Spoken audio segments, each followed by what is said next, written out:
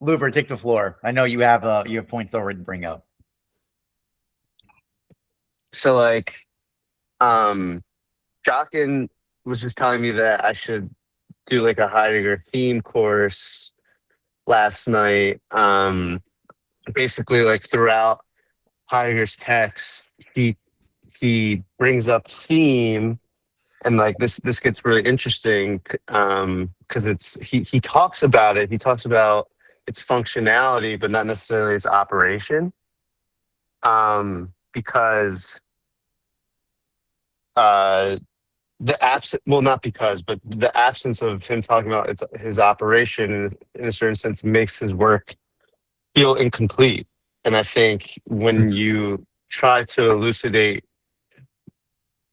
how he talks about theme in terms of how it operates, um, like the internal operation of what a theme is, then it might help put Heidegger in a different perspective where there like Javier and I were talking about certain questions that are essentially unthematic that were once thematic, but because of its repetition in time, it's become uh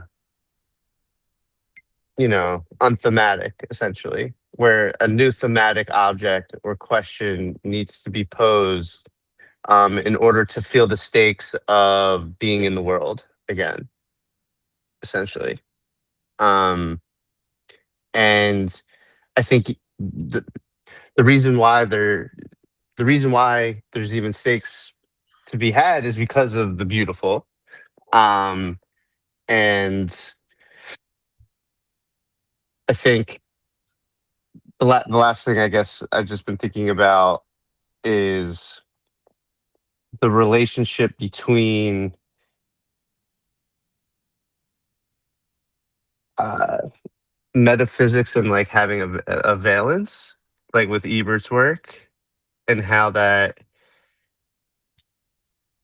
rubs against what we believe. Because I think he's coming at it from the Hegelian perspective of the dialectics encapsulates the beginning and end of thought at the same time. And can you approach dialectics without a valence, meaning you don't need a particularity in order to do metaphysics, because the movement of thought will give you a concrete particularity after you encounter metaphysics. But my whole thing is, how do you encounter a thought without being in a situation? Because that situation, it to me is the particularity that put you in a position to even have a metaphysical insight. Which then, from that metaphysical insight, you kind of go back to the everyday, to the situation, to the uh, what you're experiencing in the world. But I'll pass it off to Javier. Yeah, I mean, yeah, this is something obviously that we're talking about last night, but yeah, I think I get more where Ebert comes from now, but I also don't understand. Let's put it this way. I understand, but I just don't understand why he wants to give it that reading. Like, I understand how he picked it up. I just don't understand why he wants to give it that reading, because I feel like, and I guess that, this is where like my blind spot is. It's like I haven't read the Logic, but I have read Philosophy of Right, and Philosophy of Right for Hegel, it like it the you could almost argue, because Hegel even talks about this in the beginning of the Philosophy of Right, is that the determination of indeterminacy, like saying something is indeterminate, is a determinacy. that itself, you could argue, is the position of valence from which you start to begin with.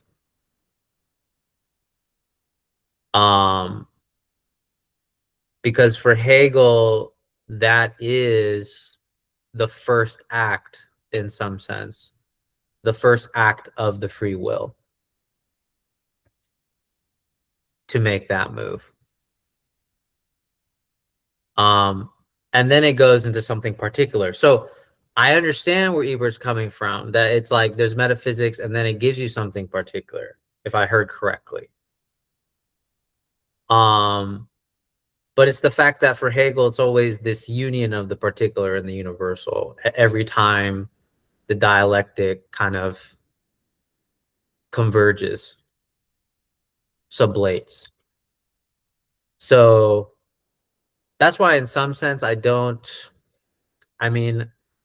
know. I think it's a kind of funny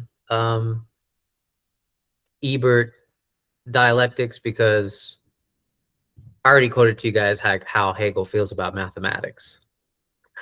like Hegel is not fond of mathematics in the way, but I understand that for I guess what makes Ebert's work interesting is that you could argue that he has made dialectics work for mathematics, the way he's like talks about it. But I do think the danger of that is like, yeah, the fact that he like misses out on the ethical, to me just tells me like he's kind of dismissing the whole philosophy of right, and how that evolves. Because I think the philosophy of right, if I were to rephrase it, the philosophy of right just actually orders valence.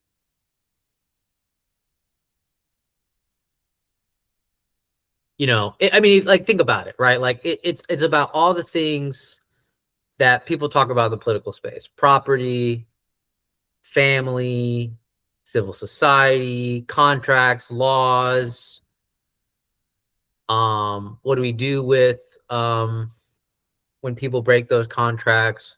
What do we do when people break those laws? Those are all ordered valence. So that's why I have a hard, like, so when Ebert says there is no valence because there's a limit, and every time you're at the limit, you're beyond the limit, I just look at it as, well, yeah, there's just a higher order valence. Every time you're at this valence, that means there's a higher order valence. Which makes sense, because even in Ebert's project that I talked to Luber about, which is, if Ebert admits that we always return back to automatism, and Ebert admits that automatism is a valence, well, isn't the whole point of Hegel's project to return back to itself? So that means you start with valence and end back in valence.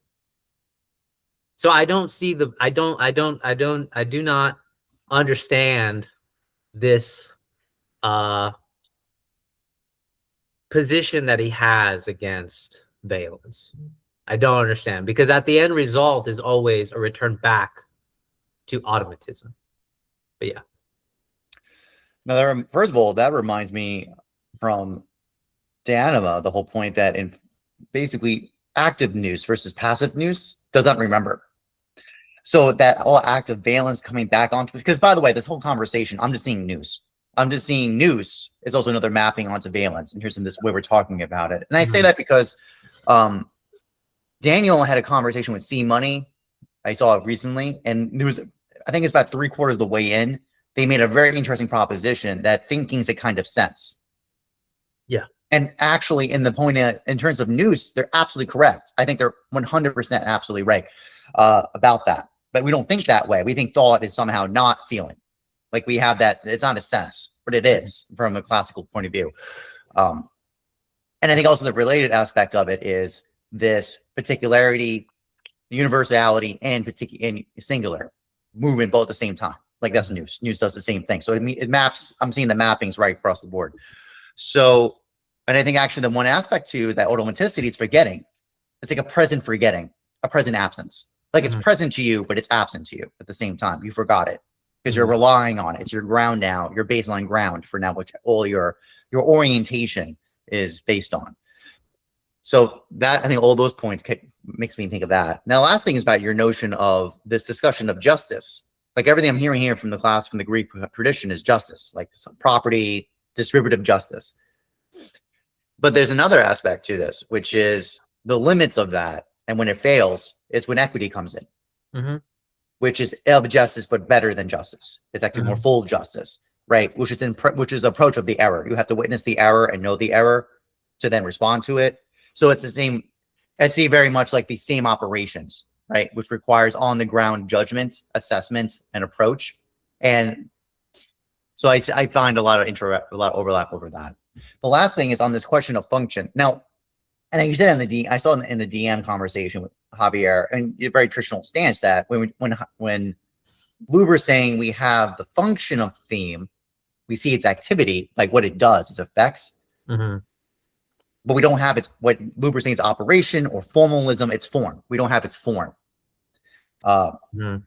Operational, in my understanding, is a kind of geometric, it's either an algebraic or geometric presentation of form when I hear operation. But with that said, there's a linear accounts that say if you know the function, you know the thing. But there's a tension, which is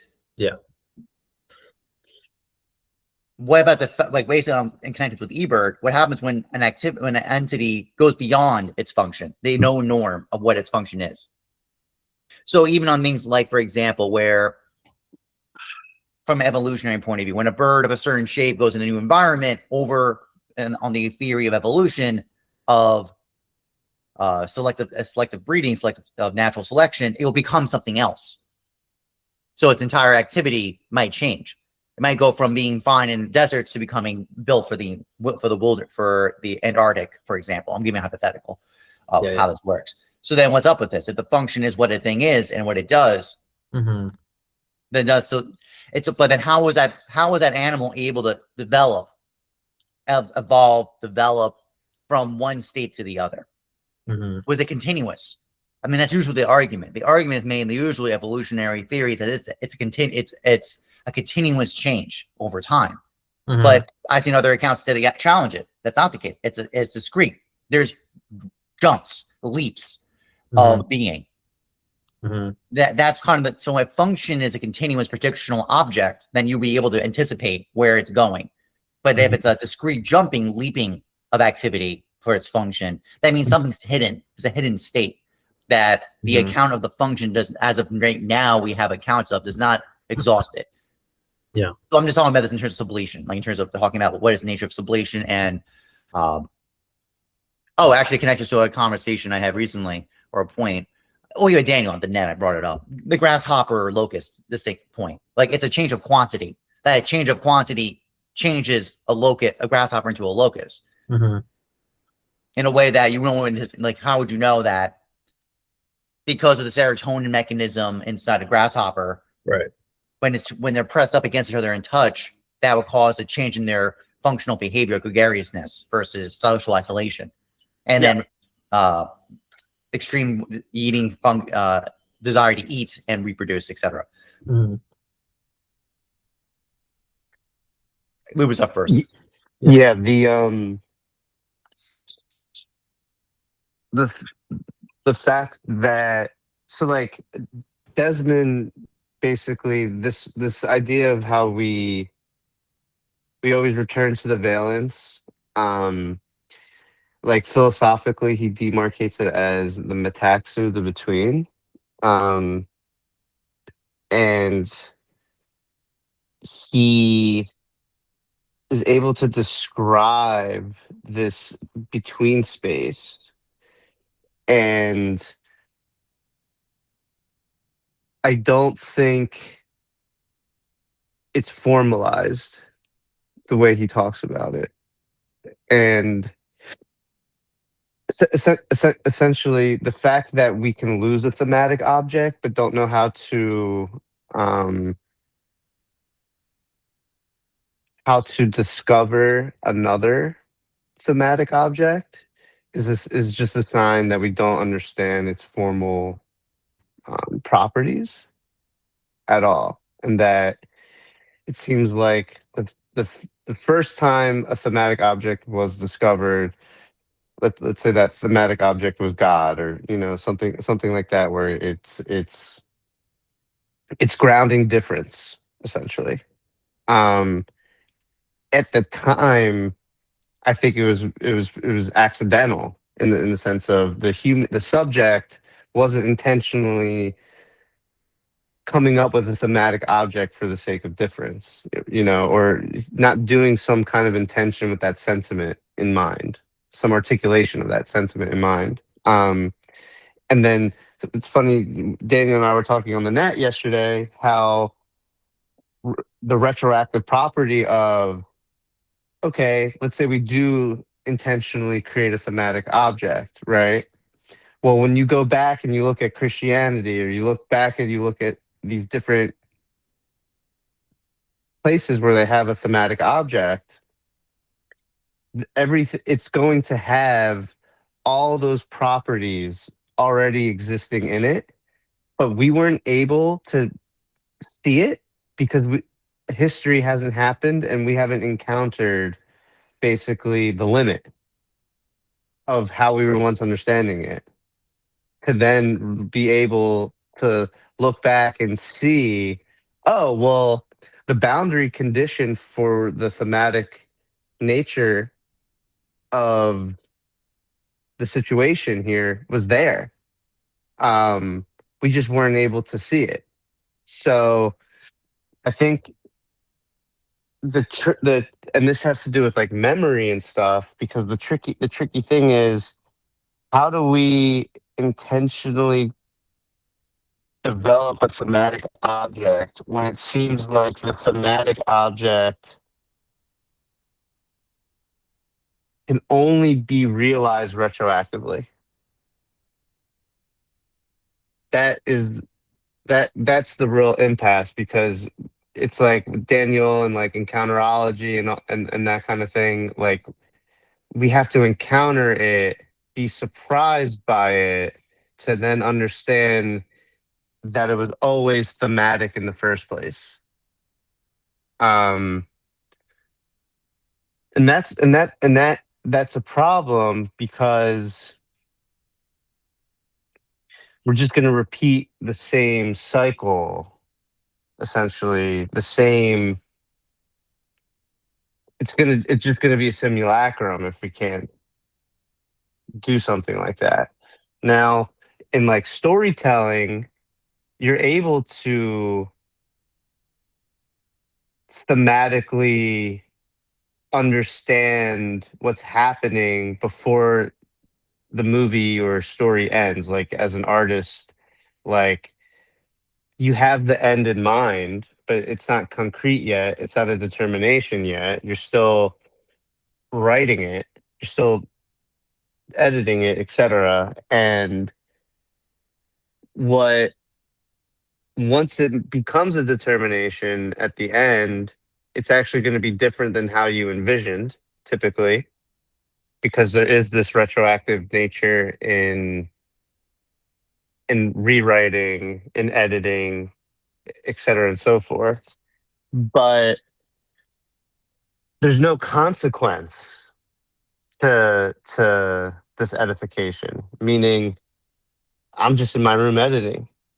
It has no effect in the world, per se, so trying to map that onto onto life, where you're in the world. It's not in some isolated situation where you are edifying in real time, but you don't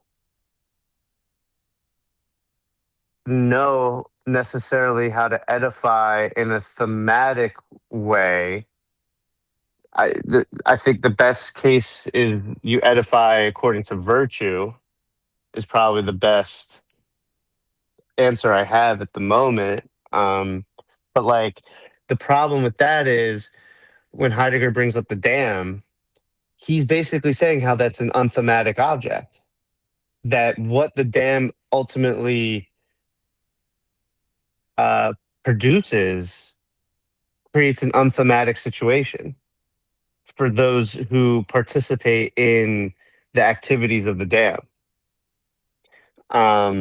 So the question is, what would a thematic dam even look like?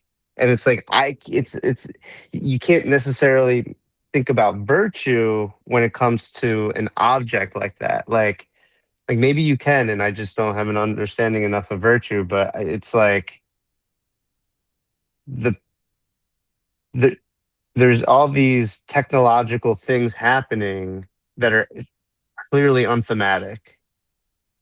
They're creating unthematic situations, and how to make those objects thematic or how to change that object to a thematic object, maybe it's some other object that you replace it with, is a complete mystery to me. But when you read Heidegger, I think you could see that there is a world in which he's trying to articulate objects being thematic, which create thematic situations, which ultimately help humans be in the world. Because an unthematic object creates situations where the human being isn't in the situation, and it's in its mortal capacities, basically. It like it strips us away from our finitude, an unthematic situation. Um, is another way of putting it. But yeah, I'll pass off to Javier. Well, I actually think to think a thematic well, first of all, I think you're right. You can't answer the virtue question because the virtue question is a question of fittedness. And we need something. And this is where actually it's funny because I actually see the dialectics within Aristotle now. Because usually what Aristotle is saying within virtue is that there is antagonisms, right? There's these extreme opposites, right? There's this overabundant, there's this excessive action you could do, and then there's this insufficient action you could do, right? But then the mistake people make, and you know, Jock and I have talked about this extensively, where it's like they think it's the middle path that is the virtuous path, right? But I actually think when you look at it from the Hegelian perspective, it's at the point of sublation where virtue picks up from. So like now it's like, now how do we properly place this thing? So to counterpose Heidegger's dam, he needed to oppose it with a canal. Because if a dam is something that blocks and accumulates the water, a canal is also a man-made thing, but also it's one that opens the water, right? Directs the water towards us. It's a man-made canal for water to be unblocked rather than to be blocked. So from a dialectical point of view, the thematic dam would be to think, what is the sublation of a blocking and an unblocking within this water arena? Once we think the sublation of that, once we think the sublation of a canal and a dam, now we can start thinking about how does this look thematically? Because I think Heidegger failed to counterpose the opposite of a dam. He took a opposite in a more broader sense. Kind of this position of finitude. But this specific question of a dam, I don't know how this connects, so I'm going to free associate here. So this is going to be a disruption from the talk. I read something quite interesting that Hegel said about memory when he was talking about memorials. And this led me to it's like, he said that memorials as property is contingent, is a different kind of property because it's contingent on memory. So basically it's a form, like basically memory is what allows you to possess. And if you don't have that memory, and this is how Hegel gives the example of the memorial, it's as if it just becomes ownerless without the memory. And it loses its presence. So I thought that was very interesting. But anyways, yeah. Yeah, the build on that. I mean, this is always the fun part. So when you have enough of a quality about a concept, we can talk through some of its operations and its contrariness. So Javier is using the canal versus the dam. Actually, the first thing I thought was he's talking about basically the stopping and flowing through aspect. I think another key part is the scale aspect. And actually, Luber, from a thematic point of view, would you not agree from storytelling and theme that if the scale's too big, you don't care? Like, meaning, if like the whole planet explodes, but you don't have a particular person that you care about in the story, who cares? Like, there's no theme. It's like stuff happened. The comet came, blew up the planet. The scale's too big. This is actually part where Aristotle's notion about scale and beauty does have a relationship here. Because typically dams are massive, gigantic. They blow out the scale reference to everything else around it. So that's part of its unthematic nature, as opposed to a canal is much smaller in scale. You know, and I think the example, I don't know if it was my choice to do this in my essay about Heidegger, and the problem, my issues with Heidegger, but I used the watermill. Because it was another aspect. Because the watermill it's way smaller in scale. So that scale relationship, I think, is a key aspect. Now, what Javier's free association did was very fun, because the first thing I thought of from that was the Pyramid of Giza, the pyramids, which are religious sites of memorial. They're the burial sites of pharaohs. And there are these massive geometric structures just kind of rupturing through the space. They were designed to alienate, like they had that quality of alienation in one sense, in the sense that it was not in relation to the space around it, and its scale and magnitude was its main emphasis in a geometric presentation, right, of a pyramid shape. So I find that interesting, because then that leads to the other aspect. So that was a scale part.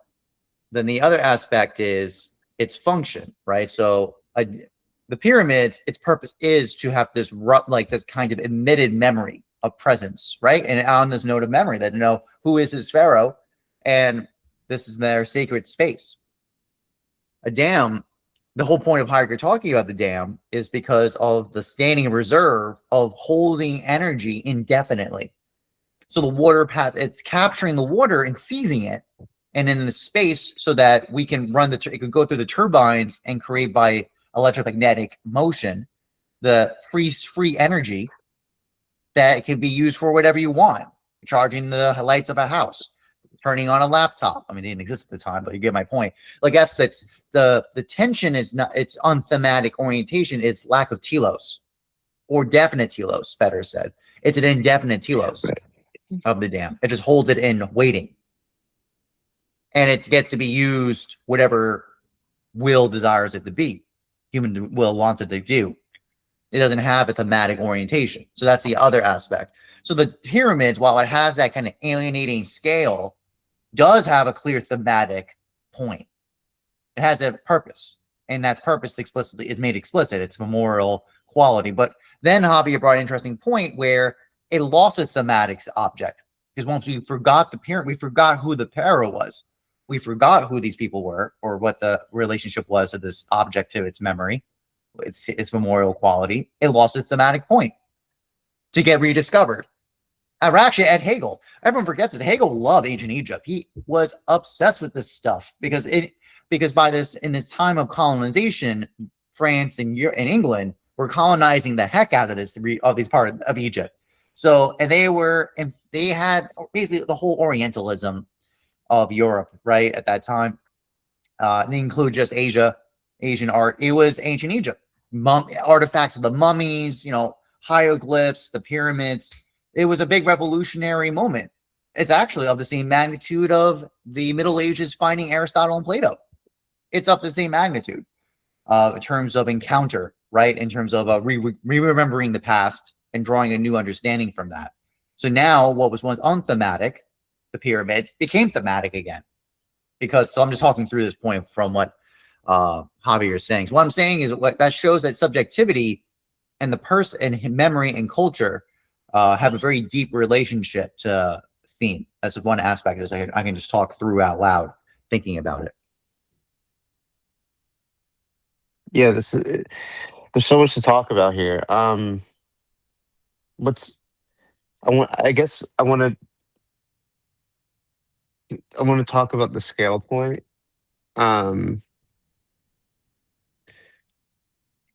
It's what's so complicated about that issue is from what perspective. Like, have you guys seen the movie Hitchhiker's Guide to the Galaxy? Oh, you guys would like it. It's a comedy from like 2003. It's really good. Really good. It's actually like a perfect movie about algorithmic thinking and how amazing it is, like in terms of, to our point, like it's funny. They really make fun of it. But the pyramids, like, okay, when the whole world blows up, it's like, okay, in that movie that happens, spoiler alert, what happens right away. You don't care. Like, it's not really something where it's like, oh no, it's not like emotionally sad. There's not a lot of negativity like associated with that. Why? Because the relation that he has is with a girl that he's in space with, that they're both from Earth. But basically his world, which is the world in which the viewer is looking at the story through, is really quite small in comparison to like the whole world. Like, you don't really care about the world, you just care about him and this girl, basically. So like, he doesn't have family. They don't show any of that. They don't show him having like real like relationships. Basically, my point is, how big of a scale, like how high, how low can the scale go from the point of view of like basically friendship, right? Because what builds the argument is essentially friendship is actually the parameter. It's what confines the world that you're in. So an unthematic object, the effect of it would obliterate those parameters. It would obliterate that, and it would just be it would be a vague parameter at that point. What you're operating in.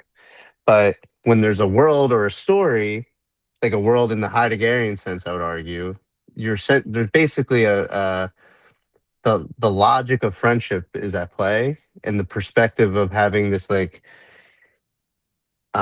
personal relationships around you basically affect your world. So I'm just I was a point I was saying to Javier last night was, in a certain sense, we can see disavow as a good thing when you actually are experiencing a reality that you're able to say, I don't care. But you agree and believe and feel that reality. So a thematic object would actually create the ability to disavow because you actually feel the object. Now, like in Alenka Zupanch's book, she's like, you disavow global warming, right? So the way she's talking about it, it's like global warming in itself doesn't have that worldly quality, but we understand it as like a fact, let's say. Um, but that fact has no like personal stakes in a way. So because of that, you're able to disavow it.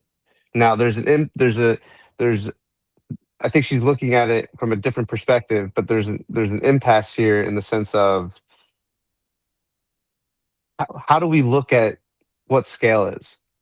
Like, how do we see, like, do we see scale in terms of like a objective fact in which a group of people can hold collectively? Or is a scale, how big can your interweb of relations be? And I think like I think there's a couple different ways to look at scale, like those being like just two examples. That I just I want to clarify which is like a better perspective to look at scale through in this given period of human history, basically. So my gut is like the relationship one is probably how we should look at scale. But there's this hurdle of like getting people to even understand that that is the scale. Like the very fact that there is multiple ways of looking at what the scale is, um, shows that whichever one we pick, there's a decent chance that there's going to need to be like education or just like some kind of way of talking about and like having a virus like quality, basically. Like we're gonna like everyone probably has their own perspective on like what scale, like how to understand what scale even is. Like maybe there's not that many interpretations, but yeah, I think my point is being made. But one last note, I, the in a story, I'm just thinking about it. It's like those superhero movies where it's like the big bad guy is like, I'm about to destroy the planet, and then it like might cut to like in the Himalayan mountains, a little family like, oh, being scared, and then you go to another place in the world and it's like another, they show another relation and another relation, and it's like, oh yeah, all these family and loved ones and people are going to be affected by this big bag villain. um like I think in the 80s or like 70s and like earlier, that would have worked.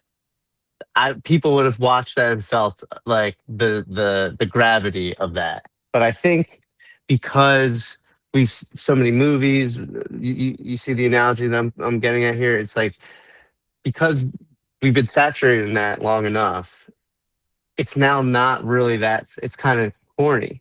That would be like corny to do that now. Um, so like even how we perceive scale, like the like how to show what an appropriate scale is, changes in time. Like it's going to have to change, which it makes it so complicated, like because you have to go through the history in a way to even understand, and then at the same time you have to pause it and think about how to create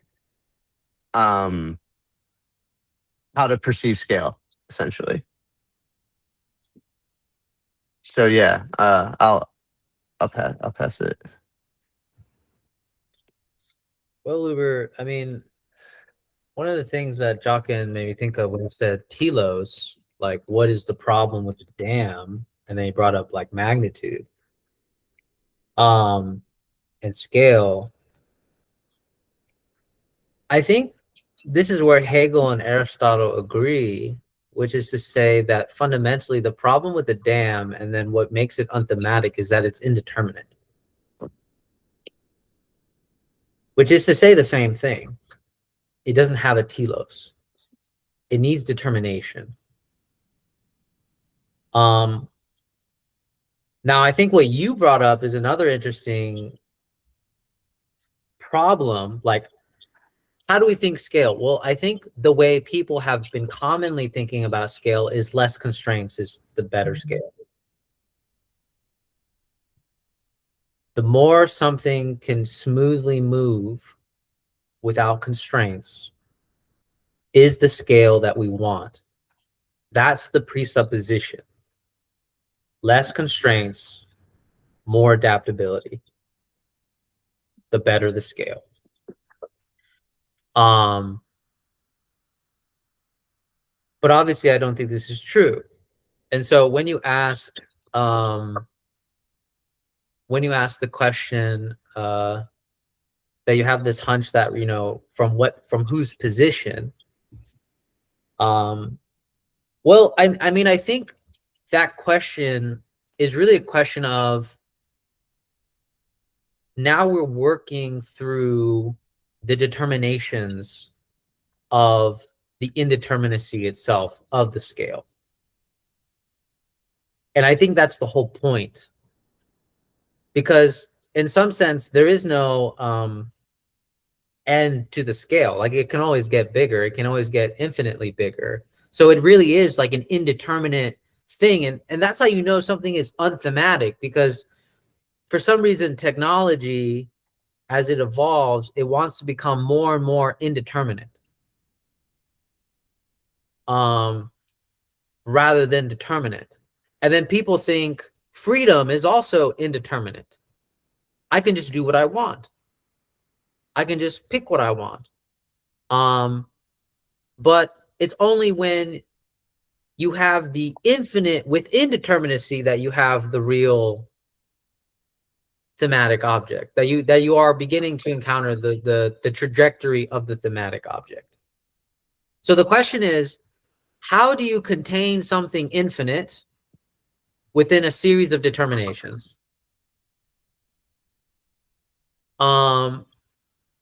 Because even for Hegel, the will itself is a scale. It's a scale. It starts off indeterminate. It goes from property to family to children to civil life to state. That's the will for Hegel. The whole thing is a scale. The issue is, what are the kinds of determinations that we want to make? But the problem is that we don't even want that conversation. We want indeterminacy. We don't want determinacy. We want indeterminacy. Ironically, I think the bridge to this conversation for normal people is freedom. What does freedom look like in me? Because freedom as a concept itself is basically a scale. Do you feel free at work? Do you find freedom at your house? Do you find freedom there? It's a scale. But the thing is, it's such a scale that it's kind of pointless talking about it. We need to talk about the kinds of determinations we need to make to encounter this freedom in its kind of infinite variety. And one of those ways that it does happen is when, like, okay, so for example, the dam issue, this is how you know the dam is indeterminate. Because the dam holds infinite energy. That's the attempt. The next question goes, okay, how are we going to split that energy? Where's the energy going to go? How are we going to use that energy? Now there's competing people about deciding how that energy is going to go. And that's when we start to encounter more of its determinacy. There's other issues to this, but yeah, those are my thoughts. Well, to jump in on that, I'll work backwards. Because first of all, when it's funny because you kept saying scale over and over again is like a free association moment. So I thought in the line, and then I keep constantly thinking of said scale. I keep thinking of weighing scale, right? Take a bar, right? And literally what you're just now brought up is that weighing is judgment. You're assessing, you're comparing, contrasting. Yeah. This is actually very Augustine, actually, right? Measurement, number, measure, and scale. Those are actually very Augustine in terms of tone. So that made me think of that. It's actually very fun. And actually that led to what you just said, which is, so what happens with the dam, it gathers unlimited energy, indefinite energy, activity. And then the question becomes, how it's distributive justice. How will it be distributed? Well, we have Javier, we have the answer. The pricing mechanism, my friend. Because it costs dollars per watts. And quite bluntly, who's going to pay for the money to get these watts? And actually, they have a fun move. Is one thing that's supposed to be fair. Like it seems like a very abstractly fair point. And knows how abstract that is? Now we're using a money mechanism to make those determinations. It's very effective. But then actually, I actually talk about the thematic point coming up retroactively. All this discourse about data centers now showing up, and by their presence, exploding the cost per wattage in those regions.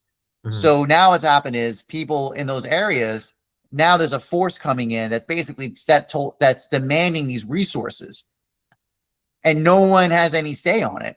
And the capital capital mechanism system is adjudicating as it wishes to. It's putting the scale down. Basically, those data centers are putting a thumb on the scale and saying, nope, we get the priority of the energy. Thank you very much.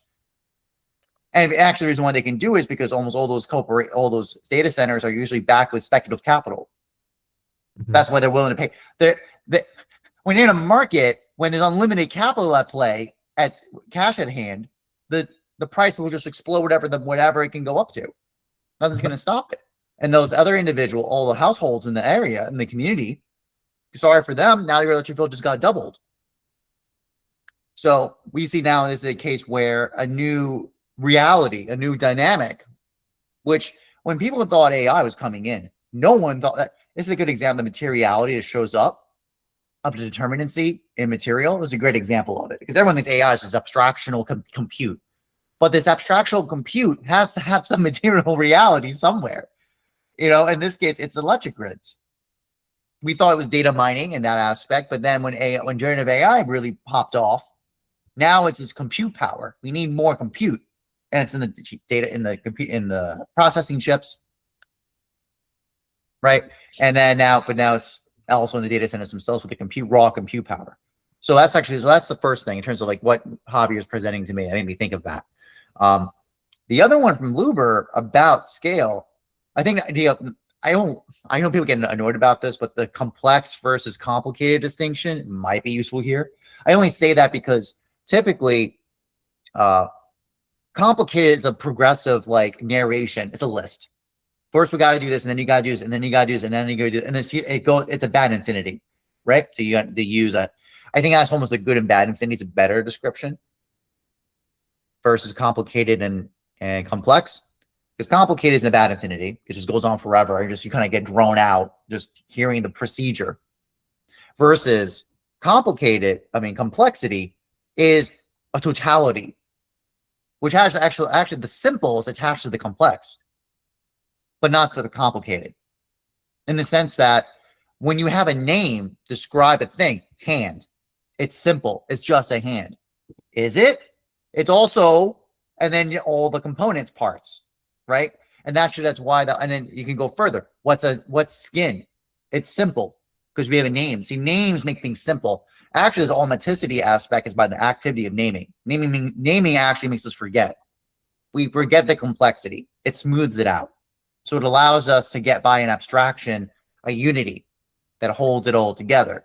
But if we actually interrogated it, it instantly opens up into the complexity that actually was abiding the whole time.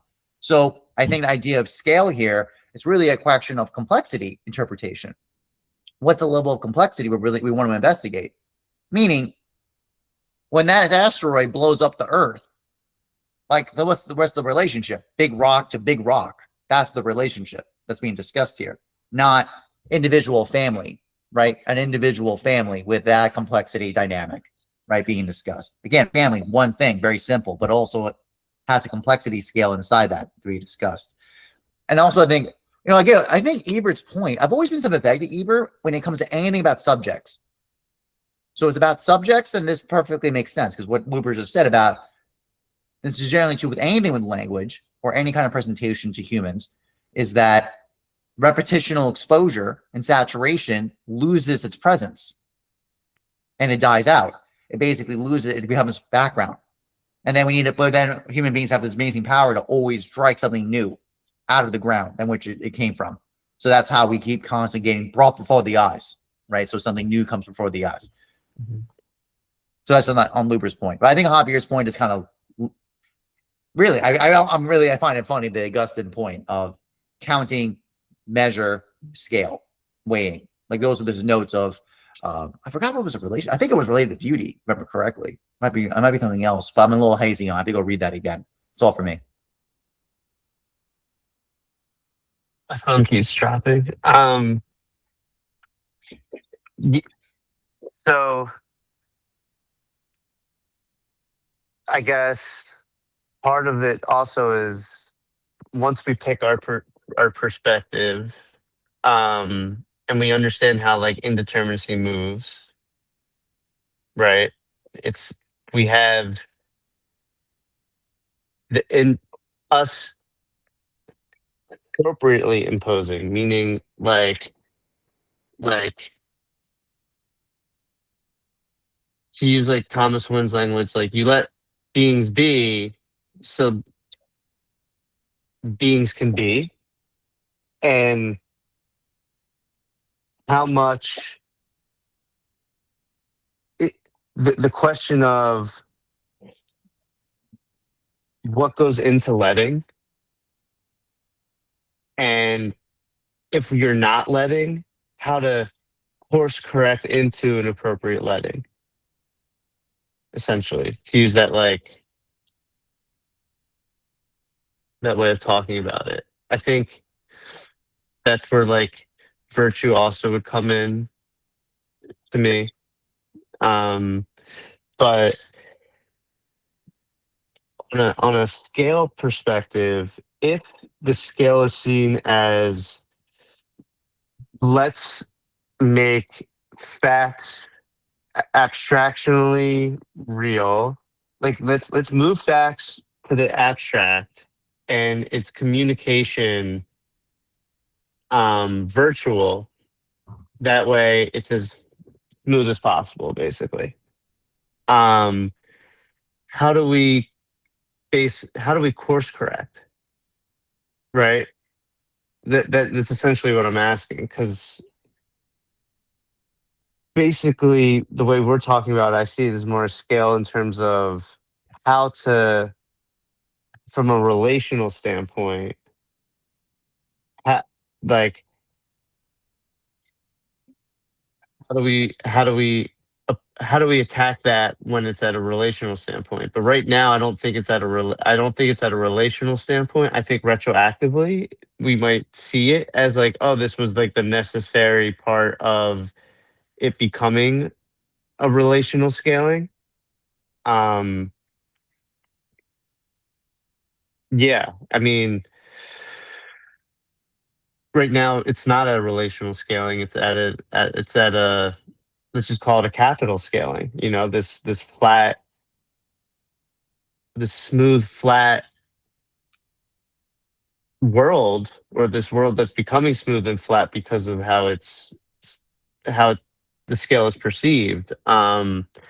It's tough to see essentially how it's part of the relational scaling, besides it just being like, oh yeah, this is what it's not, and we had to go through what it's not in order to see how to, you know, scale correctly.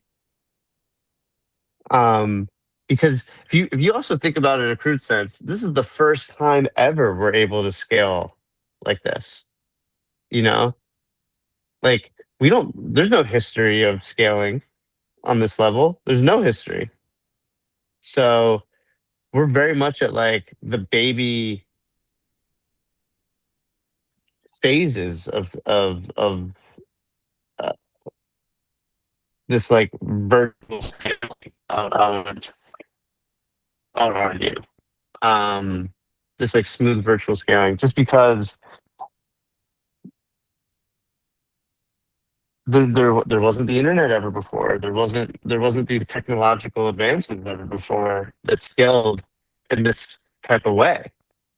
And maybe I'm wrong, and maybe, you know, there were past ways that were more explicitly scaling like this, but it's hard for me to imagine without the internet, basically.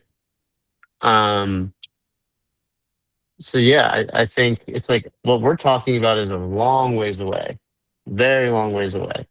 Because we have to kind of go through this, which is a totally different scaling perspective than how we're talking about it, I think. But yeah, I'll pass it off. But you know, there is real smaller encounters that we can have and that people can relate to. So here's an interesting thing that you provoked in me, Luber, is that returning back to this you said, how do we go into letting? And then, you know, it's how do we get to this position of how do we let beings be? And it goes back to Jockin's point about people still look at lack as nothing. And I think in relation to scale, if you look at lack as nothing, we're going to have a problematic position. I mean, it's funny because it actually made me think. So there's this dilemma going on with reading right now. Well, where people are arguing about how a book, if it's too complex, to go back to Jockin's point, it's ableist, right? It's doing injury. It's not accommodating for people that are unable to deal with, I don't know, complex words, complex concepts, right? It's ableist. But here's the thing about this. This is how you know that reading is still using a nothing versus something distinction. Because how people approach reading is, it's either I get it or I don't get it. Either I get it, something, or I don't get it, nothing, right? Versus, and this is where I think repetition is interesting in a contrary position to Ebert, which is, instead of repetition being the very thing that saturates into this background, rereading, I don't think, gives me that impression. Rereading doesn't have that foreground. Like, I don't think I could reread Heidegger a million times and not discover something of an infinite depth to my relationship to it.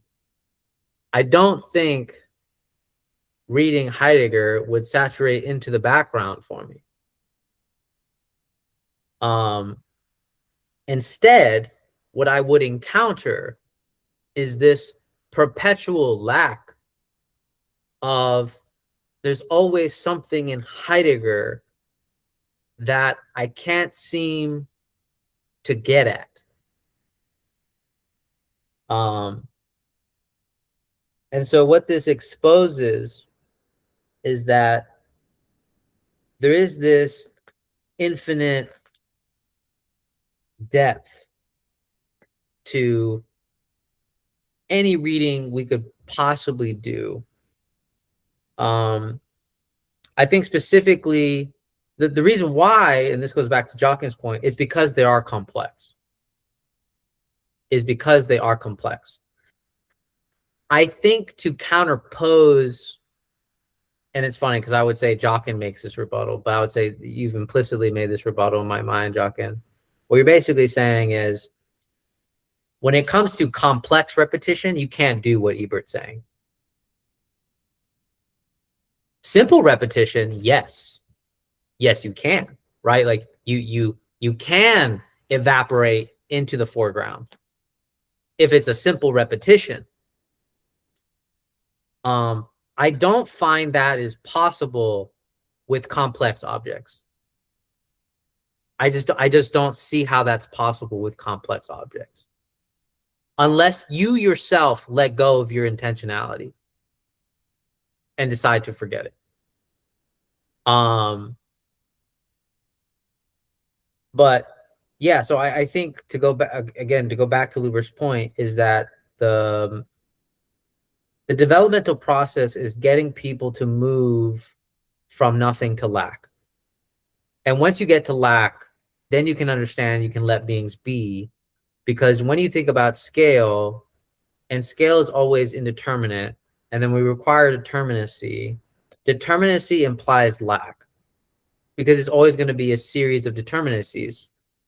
But if you think this lack is nothing, then you are going into a bad repetition. You are approaching the scale as if it's simple. And that's it.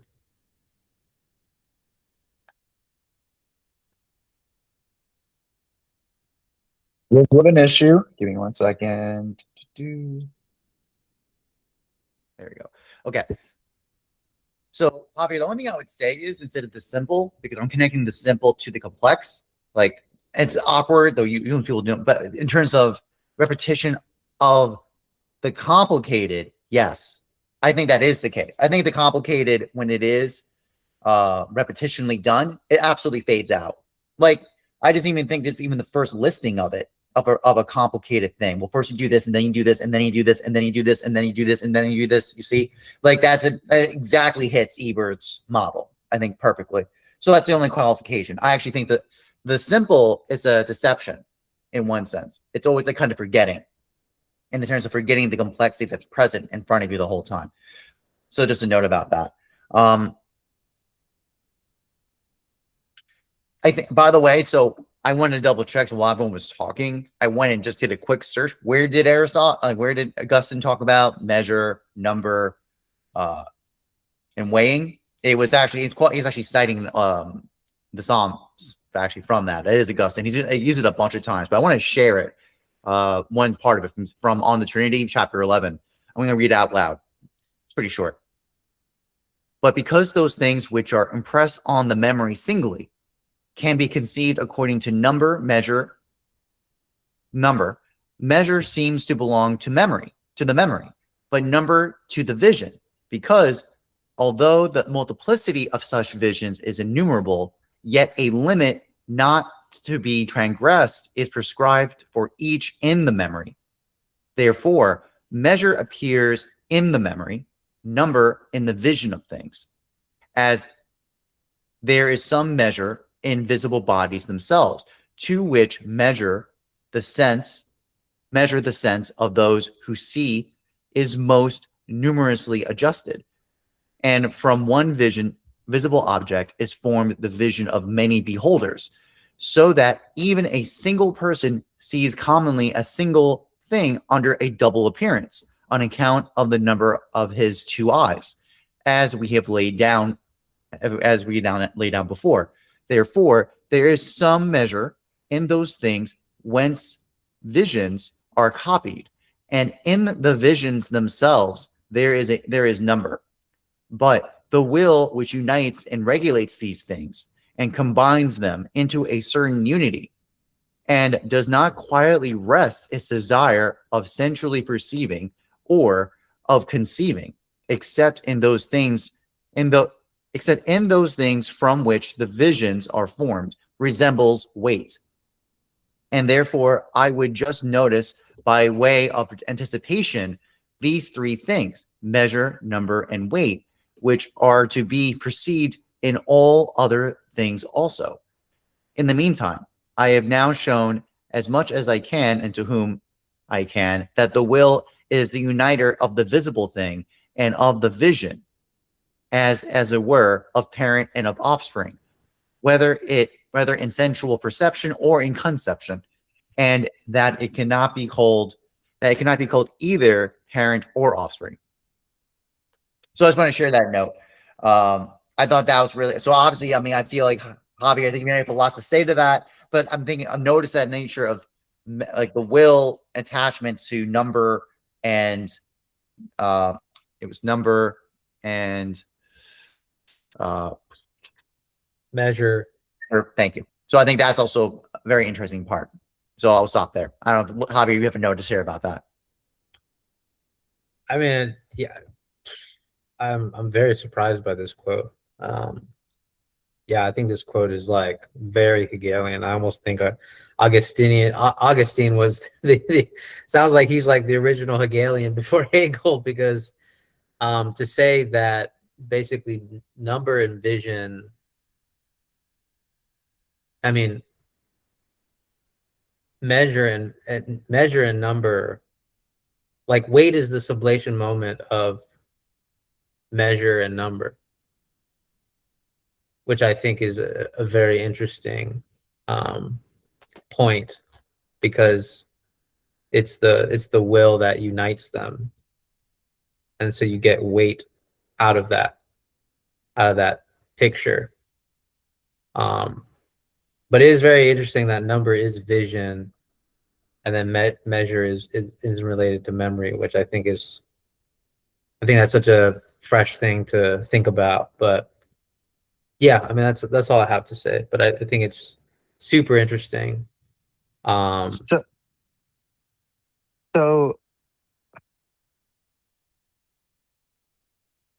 this is one of those like moments where it's like flipping some shit in my head. Like, so what I'm doing when I'm making a story isn't a vision at all. It's the memory, basically, but it's not.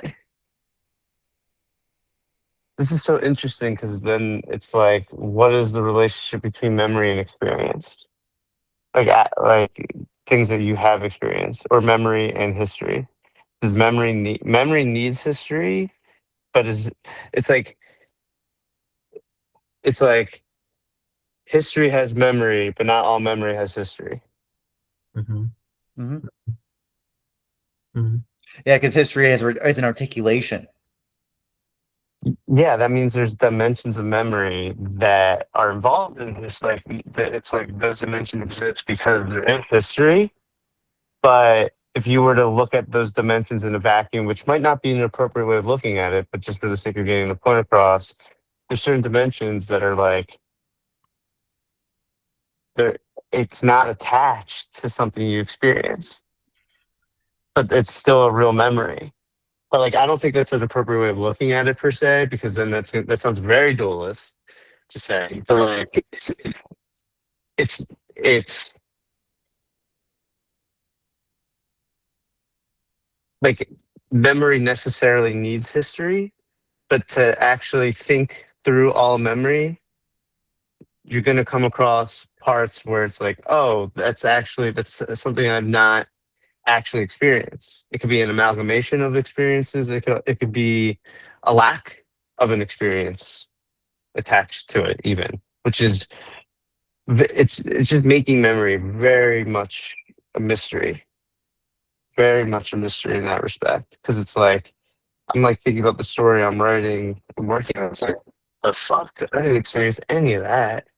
impossible. Like the hunt where it's about wolves and sheep and freaking like, but then it's like, oh well, you experience certain like modalities of behavior, and that story has modalities of behavior that are like part of your part of the impressions from the life you lived, you know. But yeah, it's very interesting. It's very interesting to think about the content of what you project. Sometimes it's more from a visionary standpoint with statistics. Then like statistics would give you a vision, um, and yeah. So I think today was very interesting. You know, I think today, just to close, I mean, I think today was very interesting. Memory is very much a mystery, and yeah, I kind of want to leave it at that.